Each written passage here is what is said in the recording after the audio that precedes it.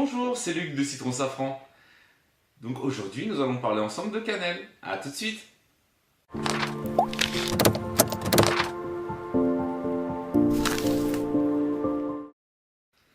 Alors, aujourd'hui, nous allons parler ensemble de cannelle. La cannelle, et puisque tout le monde connaît, car elle est très célèbre en France, surtout en Europe, elle est vraiment sublime comme une épice. On l'utilise surtout aux périodes de Noël. Elle a le don de réchauffer le corps en hiver. C'est utilisé aussi dans les médecines ayurvédiques pour réchauffer le corps. Ça prévient des défenses immunitaires. C'est superbe.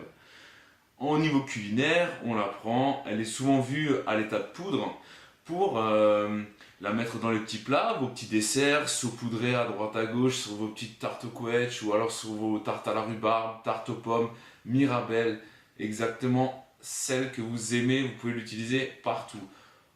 En cuisine, on peut aussi la rajouter dans vos petits tagines, vous pouvez la rajouter dans les bœufs carottes, là où elle vous plaira. Pour la petite histoire, c'est un arbre qui fait à peu près 2 mètres de haut à son origine, avec des belles petites fleurs jaune clair. Et il y a aussi la baie de cannelier qui existe, que j'aurai sans doute très prochainement, car elle a un goût super sucré, très caramélisé, et c'est très surprenant, c'est vraiment délicieux.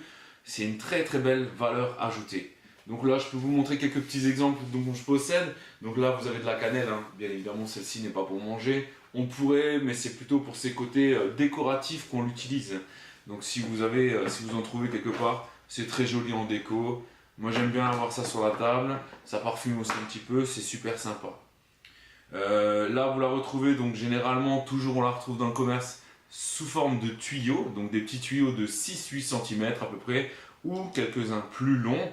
La différence, c'est qu'elle a souvent aussi différentes origines. Donc il y a des origines qui viennent de Ceylan, donc de Sri Lanka.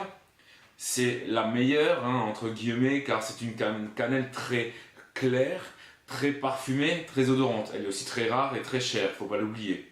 Celle-ci vient d'Indonésie, elle est respectable, elle est vraiment très très belle et bonne. C'est une cannelle qu'on retrouve la plupart du temps quand c'est pas une cannelle de Ceylan. Et elle a de très très bonnes vertus thérapeutiques. Donc vous pouvez aussi l'utiliser en infusion, car j'en ai pas parlé.